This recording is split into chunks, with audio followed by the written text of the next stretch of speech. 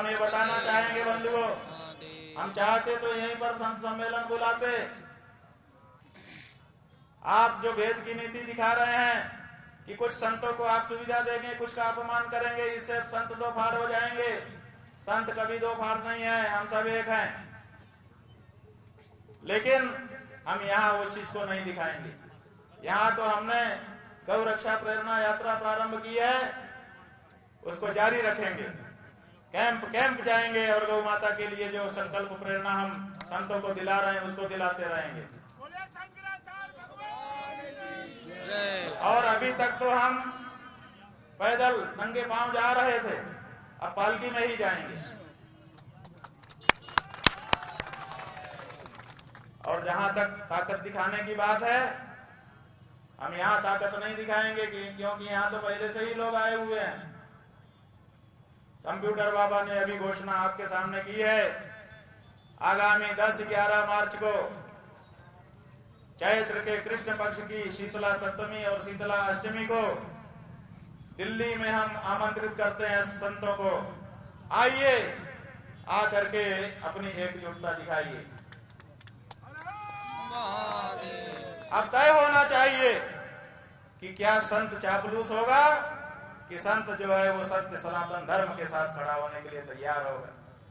हमारे ऊपर जो आक्रमण किया गया है वो क्यों किया गया है, पहले ही हमने प्रश्न उठाया था, जवाब नहीं दिया। अब हमारी तरफ से सुनिए, ये इसलिए उठाया गया है क्योंकि हम गौ रक्षा की बात कर रहे हैं और भारतीय जनता पार्टी की सरकारें गौ हत्या को बढ़ावा दे रही हैं अपने कार्यकाल में, गौ मांस के व्यापार को बढ़ावा दे रही हैं अपने कार्यकाल में, गौ मांस विक्रेताओं से चंदा ले रही हैं अपने काल में।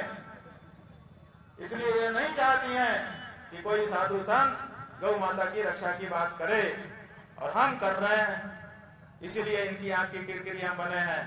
लेकिन ये कितना भी परेशान करें, अब तो गौ माता की रक्षा के लिए जो कदम बढ़ा है वो पीछे हटने वाला नहीं है, और वो उतनी ही मजबूती से आगे उठेगा जितना हमारे ऊपर जुल्म होगा।